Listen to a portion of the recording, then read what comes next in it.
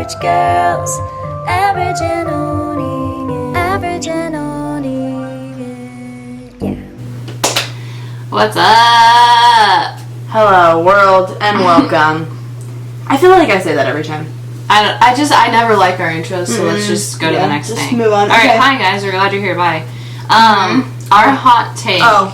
I'm just I was just gonna do like a little check-in, like a little something. Okay, whatever. We do have a guest again today, but she's just an observer, so if you hear a little clapping, a little laughing, a little... Our little peanut gallery. Our peanut gallery will be in the corner. Peanut gallery, would you like to say hello?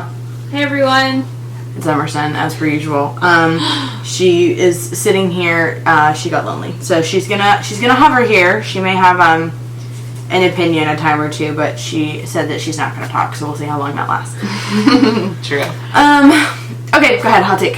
Okay, cool. You're good? Well, it depends what you mean.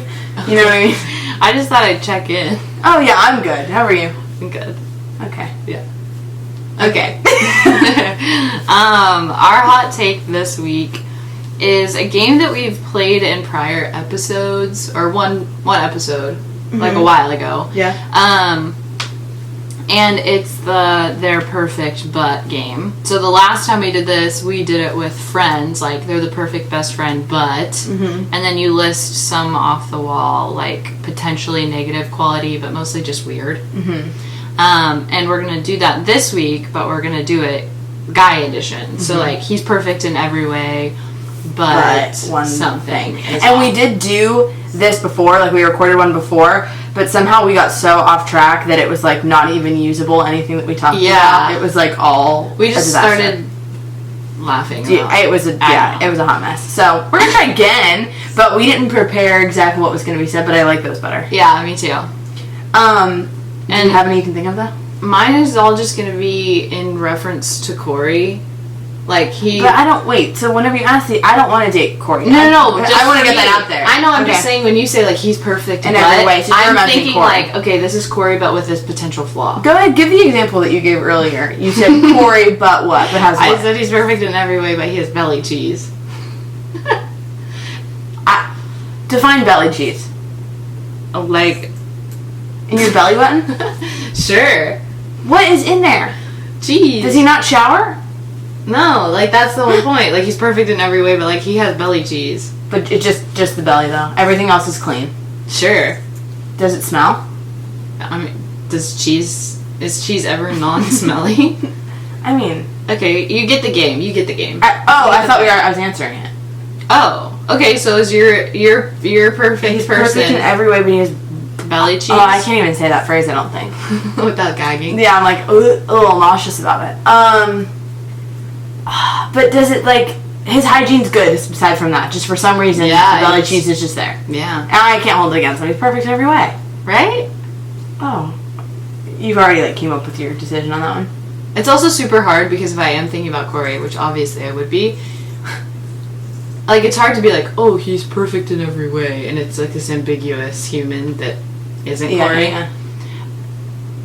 I, like, not really anything I'm gonna say about it is gonna be big enough for me to be like, okay, no. Because I'm thinking about Corey. So you just have to ask me. Okay. You can ask me stuff about Corey. You just said it. It's not gonna work. Okay, well, shut up. Just help. He's perfect in every way, but he cusses in every sentence. Or like every other sentence. Like he just throws in a cuss word like all the time. Yeah. Depends on where we live. What? If we're in the mountains, who cares? Like in the city, it's a little weird. No, but I mean, like, if we live in Boston, it's going to be different than if we live in Alabama. I don't want anyone to clutch their pearls at us all the time. Can you just live in Lakeland, Florida? No, I don't want to live here. That's where you live. Oh my god. Change of plan. I'm just gonna tell her. Okay, I mean, like, it'll just be annoying. But he can't stop? Yeah, that's the point of the game, Haley. He's perfect in every way, but, like, there's this But one yeah, but it's flaw. different if he, like, wants to stop, or if he's like, no, I'm good doing this. Just or is this a answer compulsion? the dang Or is it like a compulsion? Like he has He Tourette's. just has, like, a sailor's mouth. That's fine. I don't care. I have a sailor's mouth. Okay. You do me. We already said I can't. Just say it. It's fun. Okay. He's perfect in every way, but he grows out just his big toenail crazy long. Like, crazy long. Ooh. And pointed. Like, he clips the sides? Yeah. Up to a point? And they stab you in bed. Honestly, Corey would... Gross! He would, like, he'd be like, I clip my toenails in an arrow. He probably would, actually. So, weird. But he keep adding more details. He does it for religious reasons, but he won't explain what those reasons are.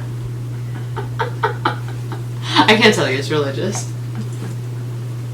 He's like, it's religious, but I don't like to talk about it. He's like, can we just change the subject? Like what God told him to. God told him to never clip his big toenail again. Ever again. He, like, can't wear shoes. No, he has to wear just cuts a hole in the He top gets of the every largest sneaker. size of sock that he can possibly get. He just wears the rest of the sock again. He wears a size 14, but he's really just a 10 with a 4-inch toenail.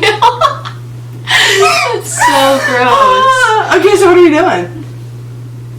I'll shave it in the night. No, you can't. That's a cop out. Okay. And you don't shave a toenail. I was thinking like,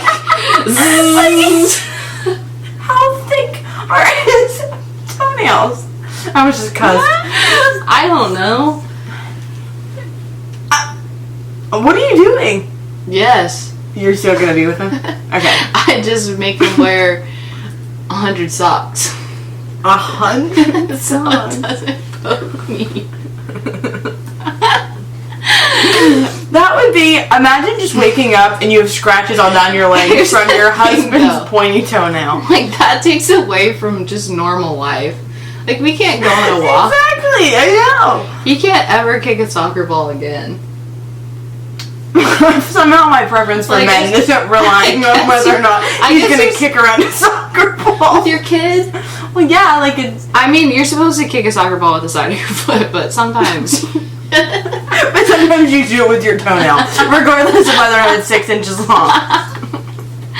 Okay, moving on. He's perfect in every way, but he has the most god-awful hairy back ever. Ooh, god-awful? God-awful. Just, like, coming down the sides. Like, his shirt goes to the side a little bit, and you can see... Like, it looks like a sweater. You can see the sweater poking out. Oh, that's terrible. Is the front hairy? Huh? Is the front hairy? Oh. What did you think I said? Or did you think I was referencing something different? No. Oh. I forgot what you're talking about. Body hair. I thought you called me hairy. I'm like, what about you? Like, what about your chest hair that you definitely No, I have? thought you were calling me by the name Harry. Like, what about that's you, how Harry? easily That's how easily Maddie forgets things. She forgot the question directly after she asked it. Is the front hairy? Like, does it match the chest? Is that the question? No, does it match the back? You said the back is hairy. So So there's a sweater on the back, but is it a sweater on the front, or is it a light? Does that make a difference for you? Yeah. Okay. Somehow, he can't have a full bear costume. He cannot be wearing a bear costume 24/7. Okay. I don't mind chest hair. And you don't mind back hair, just not together? Like, get rid of one I'm side. not gonna lie, I don't think I've ever seen anyone with back hair. Like, like full... I'm Googling it. Oh, it's there. Oh, I'm scared. It's for full sure. back hair. Oh, No, God, what have I it's- done? Never mind, I take back everything. Never mind, goodbye. It's over. Why is her back green? I don't want to know what that is. Wow. Oh, no. No, it's a no for you? Yeah, that's... You mean to tell me I have to get in bed with that? With this woolly mammoth? Okay, that's extreme. Well, that's what you said. Yeah, Oh, it's okay. bad. Yeah, that's not good. Sorry. So it's a no. I will have to love him from a distance. From separate beds. Which is your preference anyway. Which is also true. Okay. I mean, he's perfect in every way, but he insists on sleeping in the same bed with you forever. Just kidding. Maddie and I had our first sleepover of our friendship the other night. Keep in mind, we've been friends for how many years? 6. 6. I normally don't. Whenever she comes to hang out with me, she sleeps in Emerson's bed. Yeah, it's a tragedy. Except that I love sleeping with Emerson. But the fact that we've never had a sleepover in 6 years, that's the tragedy. Well, because Maddie Like, how? does not have any recollection of what happens whenever she's sleeping. And so at one point I woke up to this cradle action happening that was like... We weren't sleeping sitting up, by the way. Well, we were... It was just like this. Yeah. Okay. But yeah, so it was awesome. Okay. Terrible. Okay, let's do like one more each. Okay. It's your turn. Oh. I asked the back here. He's perfect in every way. I can't do that, Emerson. She's That's already a thing. So then, okay, so we already know the answer. Yeah. But he, is mean to your mom. I was trying to think of one that might actually be harder. Yeah. Like, he just really can't stand your mom, and he's, like, kind of rude to her. Here's the thing. Me and my mom have not always got along. In fact, we still don't always get along. But it's one of those things where, like, I can call my mom a jerk, but you can't. Mm-hmm. Oh, that would be such a bummer. Mm-hmm. I don't know. I think the thing that would freak me out the most is is the fact that I would think that's how he's going to treat me eventually. Mm-hmm. Like, if you're mean to your mom, I feel like you're just mean. Mm-hmm. So, no. Yeah. If he was really mean to my mom, I would be like, I think just deep down you're just not as nice as you think you are, and that scares me. We're just willing to be rude to someone's mom. Yeah, to someone's mom, of all people. Especially my mom. My mom deserves someone to be kind to her. Yes, she's fragile. Yeah. She's And she's sweet. A little. She needs some love. Yeah. Okay, last one.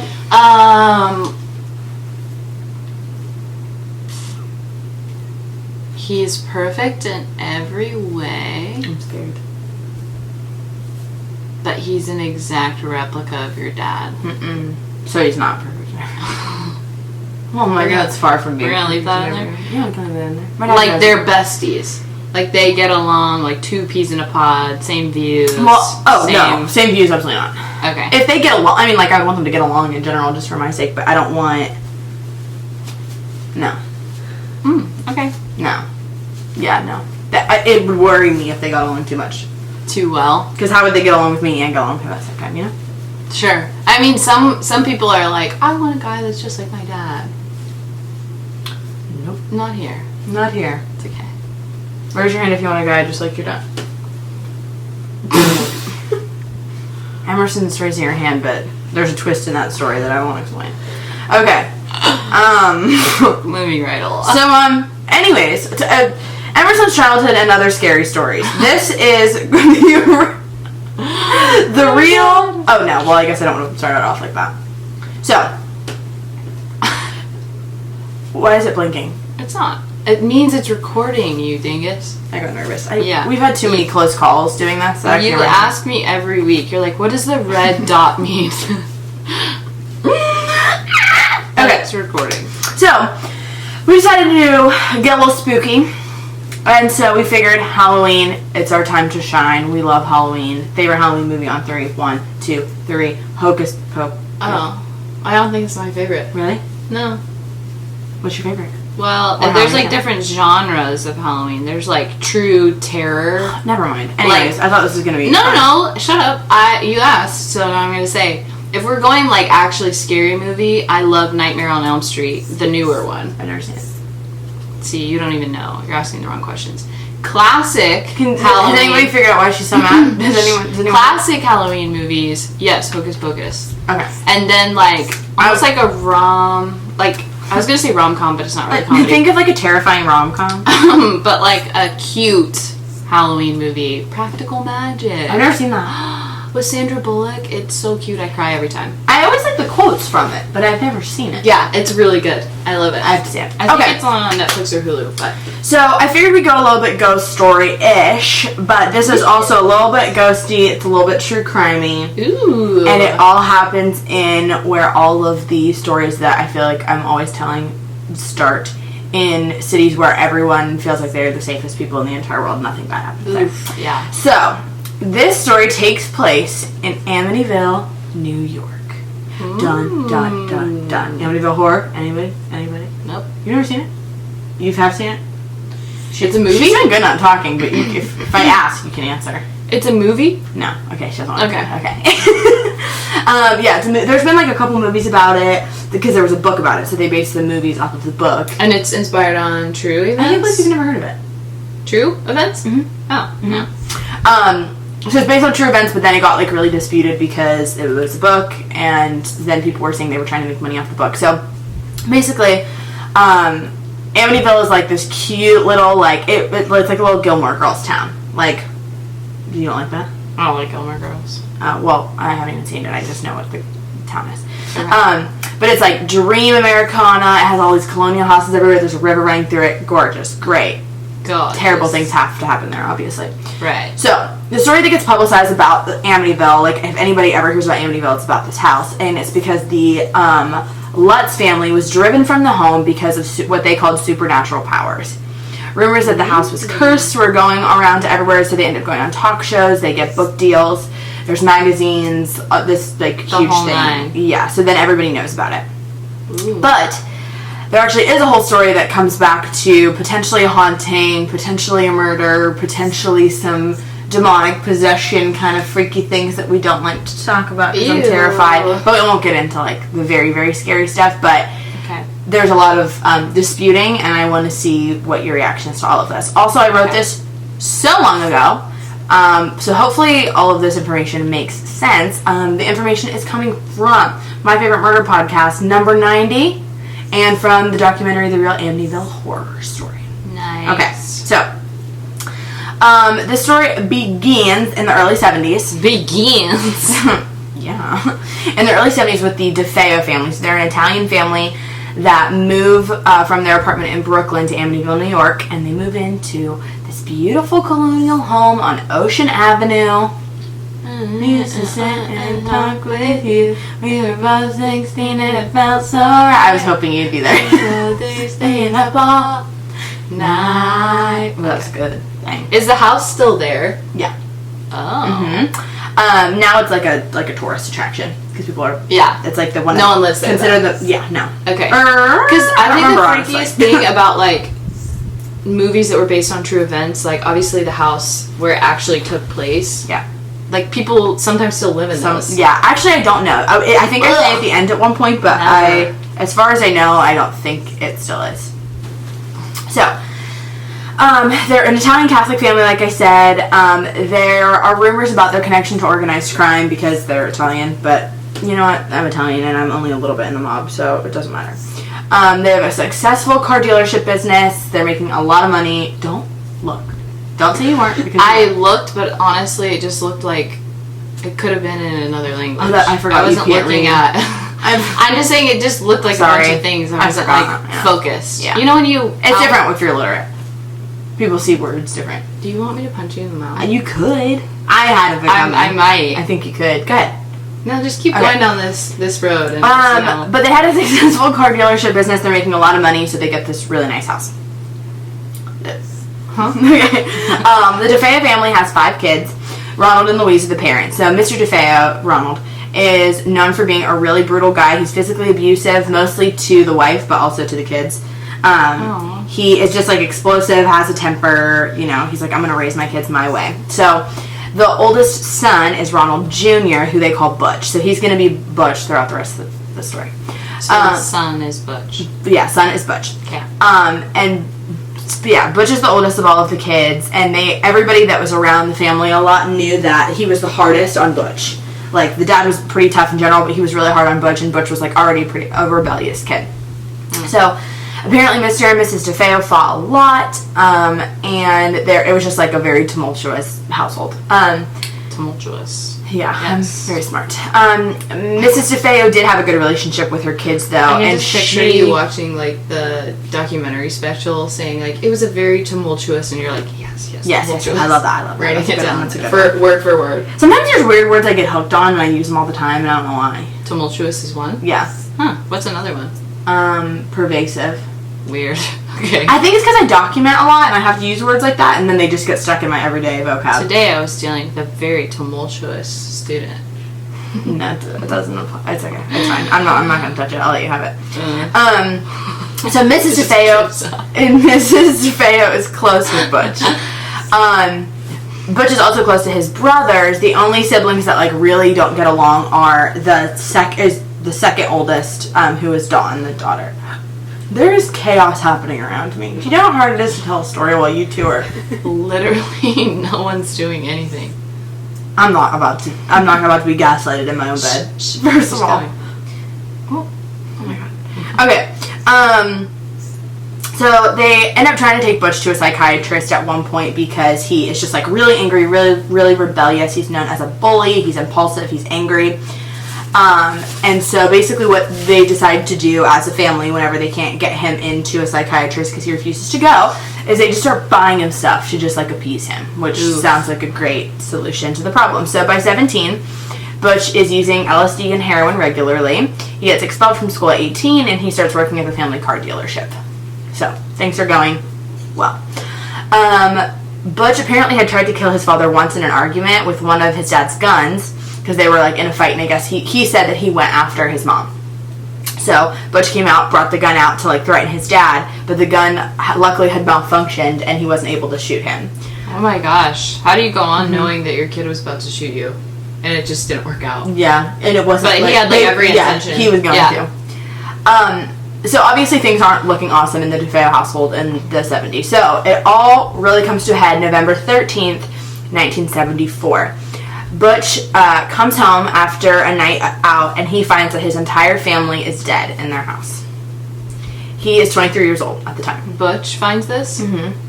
He is taken into protective custody because immediately everybody thinks it's a mob hit because it's like a very rich family and they don't know anything about him necessarily. It's just like the initial thing is like rich family, whole family's dead, dad's probably in the mob. Oh. Yeah. But as soon as people in the neighborhood hear about it, no one else is asking questions and the cops start to catch on. They're like, oh, everybody thinks it's Butch automatically. They're like, finally Butch snapped.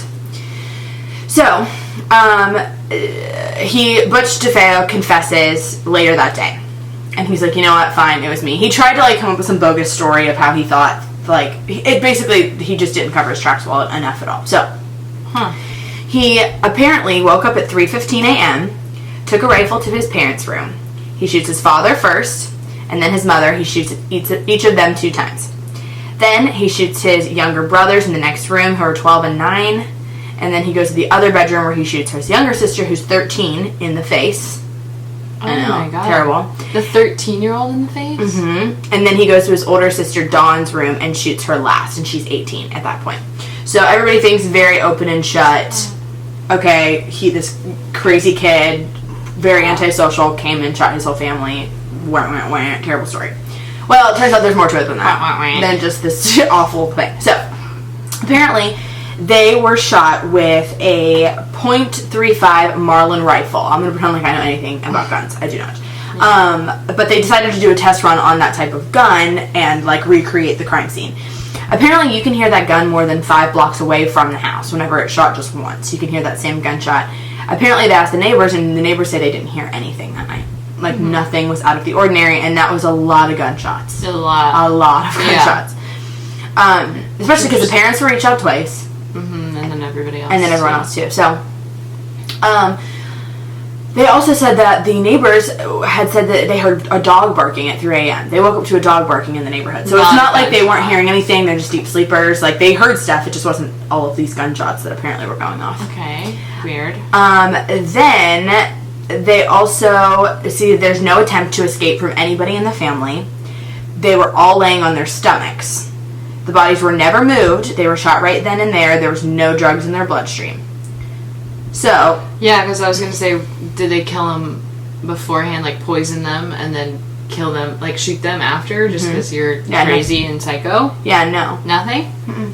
Weird. No, there was nothing in the toxicology. They had not tried to get up, which, if your husband's shot next to you, you're going to wake up.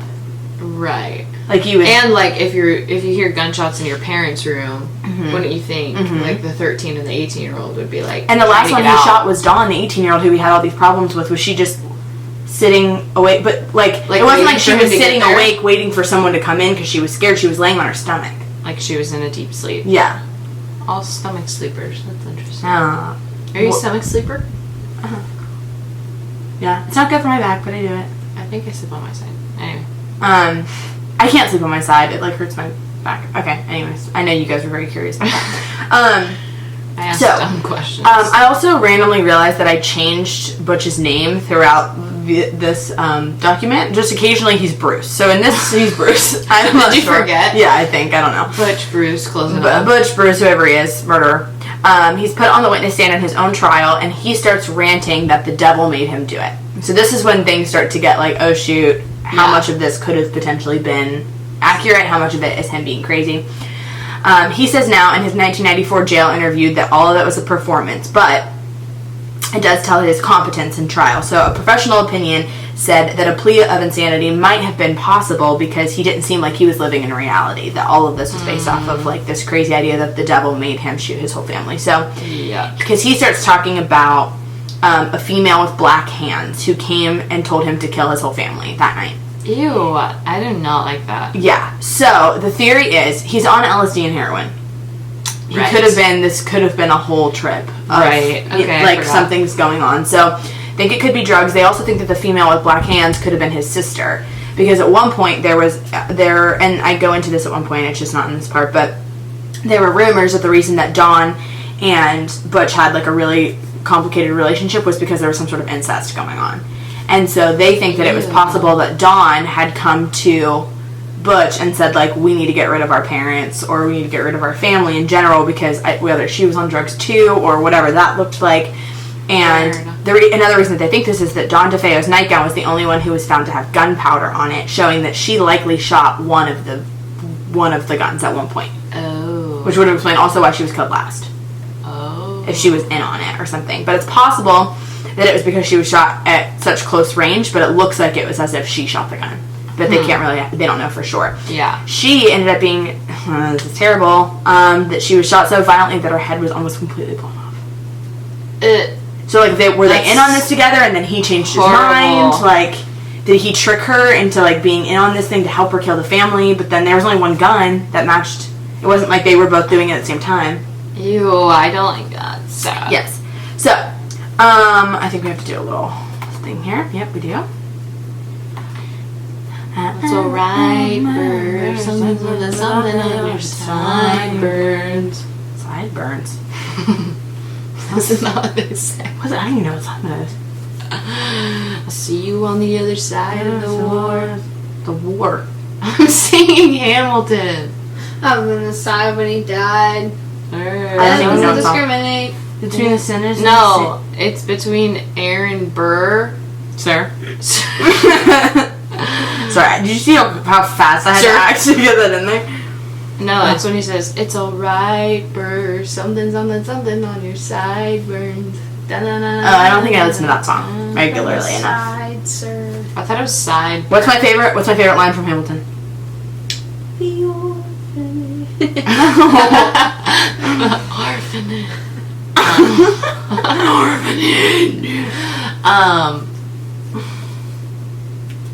I don't know. I thought it was in, The Women in the Sequel is yours. no. Yes, That's it not is. mine. You love it. No. That's not mine. I thought that was yours. This is awkward. Mine doesn't make sense. I don't know why it's my favorite line. What's yours? I know my sister You're like I know knew my that. own mind. You will never find anyone as trusting or as kind. I called my sister and I asked her if who would be Angelica and who would be Eliza in the situation, and she said I would kill you in either situation. I said perfect. And I said, would you say that you know your sister like you know your own mind, that you would never find anyone as trusting or as kind? And she was like, no. Wait, do you know what my favorite line is? Apparently no, because I thought I did and it was wrong. I am inimitable, I am an original. That was a good one. That's a good one. Okay. Or, my name is Hercules Mulligan. When he gets pushed down, he gets the... Oh, back again! Yeah. Okay, yeah. Anyways, back to how much we love Hercules Mulligan. Okay. Mulligan. So a criminologist named Herman Reyes is hired by the defense, And he told the judge that some of the bodies had been moved and multiple weapons could have been used. So there's a lot of discrepancy about what actually happened at the crime scene in general. So after all of this has gone down, obviously the house, even though it's like on this like canal, it's really pretty. It's a gorgeous house for like a big family. It would be very expensive, but it's lower down in price because obvious reasons. The entire family was murdered. Yes, I would never live in a house where someone was murdered. I would just, I don't know. It'd have to be very, very crazy circumstances. You would? I don't know. Emerson potentially would. She's a little morbid though. George and Kathleen Lutz decide to capitalize on the lowered price of the home because they have 2 young children, and it all looks What's the worst type of... Like, I feel like if it's 2 adults that just are like, oh, this is kind of creepy, but whatever. But, like, to bring your little kids into that, I feel like it's just a bad parenting. Well, they end up regretting it for the rest of their lives. So, they are aware of the history and decided as a family everything would be fine. Within this part, I'm going to try to laugh. Within the first hour of moving into the house, their black lab, Harry, ironically, starts choking when he goes to jump over the fence in the yard and his chain is too short. But the way that they describe it in the documentary, without any context at first, I was so confused. The dad is getting interviewed and he's like, within the first hour, our black lab, Harry, tried to hang himself. Oh. And I was like, oh, what? And then I realized what he was referencing. They explain it after, but like, why would you explain it like that? But yeah, apparently the dog went to jump over the fence, and like apparently he never did that. Did he die? Before. No, he tried. It was unsuccessful. Apparently. So after that, they start to just feel a little bit freaky in the house, just because of everything that happened there. So they have a good friend come, a good friend comes and suggests that a priest should come to bless the home, and so the priest told them whenever he came there, don't use the 1 bedroom upstairs as a bedroom. He was like, use it as an office, use it as a spare room, a playroom, something, just don't use it as a bedroom. Like, no one should be sleeping in that room. How about have someone with anointing oil? Well, I think that's what he did, but... so they, around this time, the family starts waking up at 3:15 a.m. every night on the dot, feeling restless, uneasy, and sick feeling. Nope. Do you remember what time Butch said he woke up and went and killed his whole family? 3:15? That actually makes me want to tear up. George starts to feel weird. He has these personality changes. He's easily irritated and angry. He has these outbursts that he never had before. Kathleen had made that the sewing room upstairs, the room that wasn't supposed to be anything, and she said every time she's in the sewing room she keeps hearing voices and keeps thinking that people are saying stuff to her, and she is like feels like she's losing her mind. They also find that there are swarms of houseflies in midwinter that are very like seasonally, they're not supposed to be around. So they have their young daughter Missy has an imaginary friend who she says represented itself as a large pig named Jody. Jody. She just hanging with Jody. That's the way you're saying it. Okay. Jody. Yeah, Jody, she wears a... Sounds like old Greg. Oh my god, I used to love that video. Why was it so funny? I don't know. I don't know why either. So, Jody lived in the house and was so glad that Missy was going to live there forever. And so that's what Missy talked about all the time. And the family was like, okay, is this just you being weird, or is this you being little, or are you possessed? Did you have a imaginary friend growing up? Oh, did I ever? You did? Well, not an imaginary friend. I had the whole crew of Barney. They followed me around. Oh. I was like in the crew of all the kids, like Barney and friends. I was a friend. But what I do remember about it is that Barney was like the omnipotent. Like, I never saw him. He was just sort of like there. He was a presence, really. Barney's more of a feeling than a dinosaur. Than a dinosaur with drugs in his tail. But I was dating Michael. I was real into blondes as a kid. I was dating Michael, and then Creasy. I renamed the other girl. I didn't like her name, so I named her Creasy. And so I would walk around with them. Sometimes Tina was there, but I didn't like to hang out with Tina all the time. Oh. Yeah. So what were your imaginary friends like? They were two cool cats. They were two physical cats. No, they were tigers. Oh wait, it was a mom tiger and a baby tiger. Right. Kiki was the mom and Mimi was the baby. That's good. But we chilled. They couldn't speak English, no. They couldn't speak English. What do they speak? Spanish? I don't speak Spanish, Japanese, or French. The way that We just spoke through our body language. That body.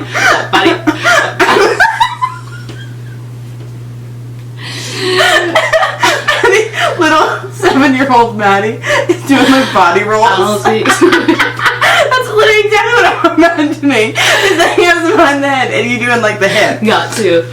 You got to. Hold on, wait, I need to pause this whole thing. Oh, amazing. Okay. So, back to Jody. The imaginary. Stop. So, apparently, in the middle of the night, the kids start waking up screaming. The temperatures in the house are always weird and they vary depending on where you're at. The china turns black in the china cabinet, and there's footprints on the carpets in the middle of the night. They wake up and there's footprints like someone was just walking around. No. It's going downhill quickly. Fast. Oh, Jesus.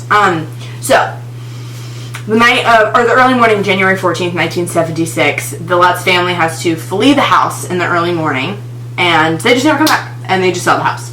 Because they said that it got so freaky, and they were like, you know, we're done. That's exactly what I would do. Yeah. After one thing happened. Yep. Though. Like, I wake up at 3:15 2 times in a row and I'm out. Mm-hmm. Oh, yeah, no. It's already over.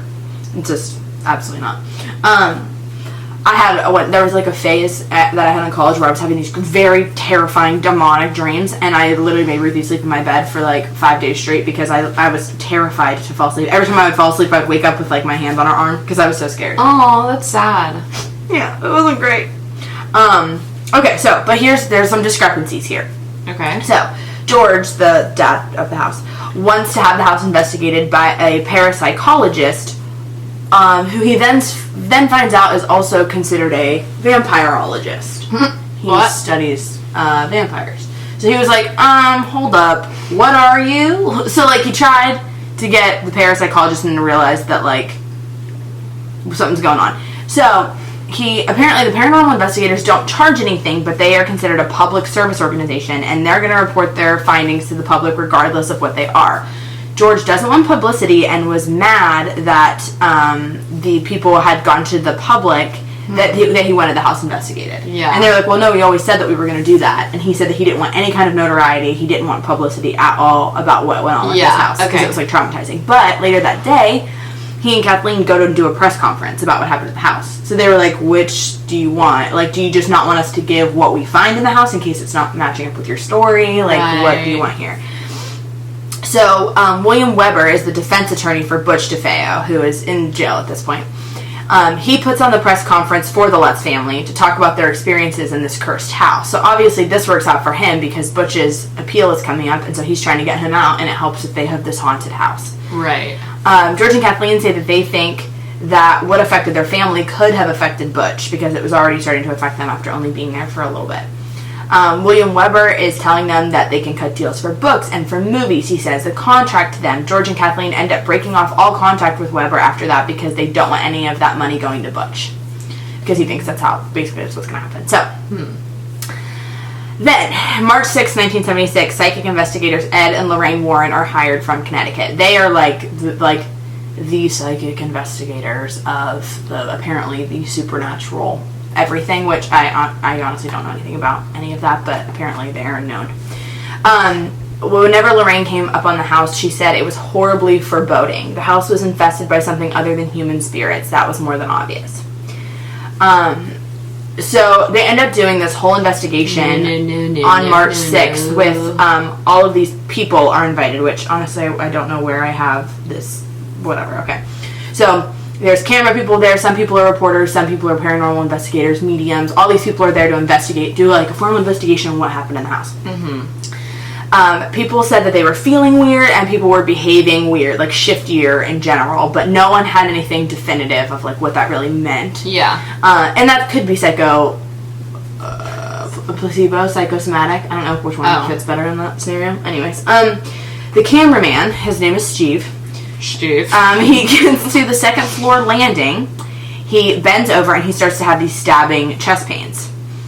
And so he was like, okay, I'm going to go back downstairs. And he went back downstairs and the chest pains were gone. But he, like, could not physically go upstairs.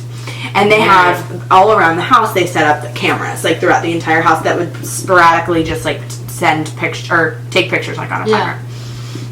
I remember that. A teenager has done something horrendous that has changed his life entirely, is something that a psychic says while she's there. Now, granted, She everyone knows knew that. about this, so there was, she said that whenever she was outside, she said there was a window above me, and I saw the face of a long girl. Is that right? A long girl? Why was she long? Looked down at me. They heard crying, they felt evil, and the murdered spirits of the dead Defamative, is what they said. And then the woman, as she left, said that I hope that this is as close to hell as I ever get. Icky. So at one point, one of these ladies pulls out holy water, and she yells, "Get behind me, Satan!" And she throws, as they're going in, they're blessing the rooms, and she grabs it and she throws it on the floor because she gets a really sick feeling, and they all heard a sizzle in the room. Ew. Yeah, gross. There was a reporter there who said that she didn't feel anything besides the fact that other people were having a reaction. She was like, I didn't have a reaction. I was just watching them. And she said, whatever... She just said in the interview, whatever it is that we came here for is definitive proof. We don't have it. There's nothing that was, set in stone. Except for one thing. Which is basically the entire reason why I picked this story. And I literally didn't put the picture on here. I wanted to look it up because I don't like to look at it for too long. And I'm going to show it to you. Is it one of the pictures that, the cameras that were set up to? Yes. So... one of the cameras took a picture, and we're gonna put it on our Instagram so that you can see it. But if you type it in, it'll come up. One of the staircase photos took a picture right here. That's real. That's real? Well, they look at this picture later on. All the other pictures look pretty normal for the most part, except for this picture. Emerson, I'll show it to you too. Why aren't you zooming? Was sporadically taken when no one was there. No. And it is a picture of the staircase. Oh my god, I hate it. And you can very clearly see, not it's a kid. It is a actual, It's a small child with It is a small child. Glowing eyes. And he's there's no way. There were no kids in the house that night. And there was no windows open. They had cameras in the room that showed that, there was no way anybody had ever been in the room. Or, went in and went out, came out. playing sick Joe. Right, nothing. There was no one there. That picture, just took that one individual picture. They think that it could be the ghost of John DeFeo, the 9-year-old brother. Because it looks like him? Mm-hmm, that's a little picture. Which I'll post. But I hate it. As they look at this picture, they show it to Missy. And apparently Missy recognizes him as the boy that she used to play with Jody. As one of her imaginary friends. No. And in all caps, this just says, that one was too much for me. Okay, I am sweating. I have goosebumps. That's what this all says. Oh, you know what? I do have it in here. Oh my gosh, I didn't realize I had so much more in here. Jesus. Okay, so, basically, there's all this other stuff that goes on. Apparently, this was a weird part. So, January 1977, they have this famous ghost hunter, parapsychologist guy who comes in, who has written all these books. He has all this experience in this stuff, and he brings Ethel Myers, who's a medium. And so she's the kind that conjures up these spirits and can speak on behalf of them, which is terrifying to me. No. Yeah, no, don't ever. If I even had that ability, heck no. Don't ever let anything come to my body. She said, there's an Indian around here. And then after she said that, she grows an Adam's apple. Her voice drops several octaves and tells them that the reason that this ground is cursed is because it's Native American burial ground and that it's cursed. And that's why everyone that's there gets possessed. Christopher Columbus messed up. Christopher Columbus. We canceled you, bruh. Have you... You're over! No one celebrated you this year. No one cares. Indigenous Peoples Day. Tell them. Go ahead. And it's not Indians. It's Native American. Cuss them out. Columbus. Ethel.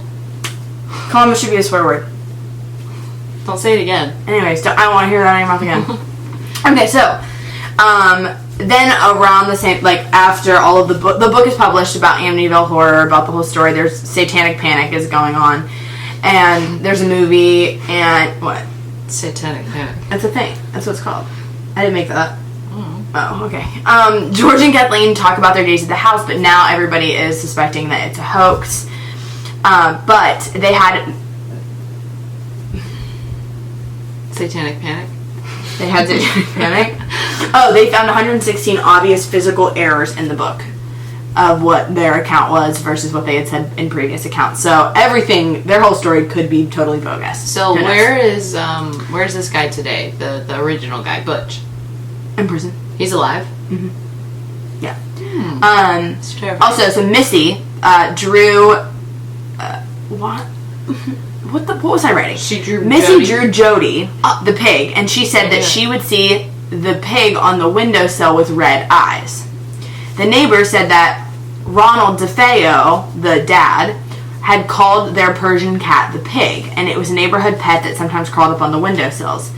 But they were using that as like an example of how to disprove that, like, clearly they must have known that or something like that. But how did she know that Ronald DeFeo called him that? Right, the little girl. Yeah, why would she know that? I doubt that they asked, like, hey, did they ever call their cat the pig? Like, and then, oh my gosh, So random. You had an imaginary friend that was a pig. Like, no, that's probably guaranteed that didn't happen. Yeah. They also found some other things, like there was a weird creaky floorboard that apparently could make the window shoot up if you stepped on it, and they did like a weird physics analysis thing of like the way that the house was built wrong. There was like weird stuff.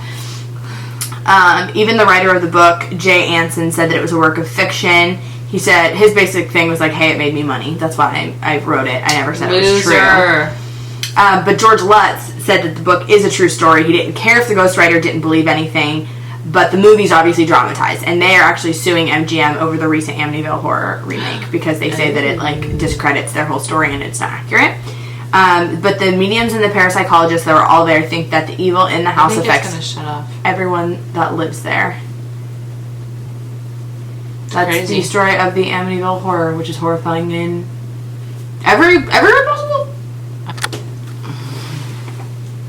So, Maddie, thoughts, feelings, opinions? I don't like paranormal stuff. Still don't. But it is interesting that it's never really been solved, and that there could potentially be an actual like paranormal or like demonic thing that went on. Like, I don't think that things like that don't happen. No, I think they do. Right, but they're kind of inexplainable. I just want to know why that kid's there. The little kid in the picture's freaky. I like don't usually get. I mean, I'll get scared, but I usually don't get like full body chills. I just don't like that. Yeah. Anyways, that's it. Don't like it. Nope. Okay. Is that it? Is that all we have? Bye. Oh, okay. That's all we have. See you later, folks. Make sure you vote. Bye. Aboriginal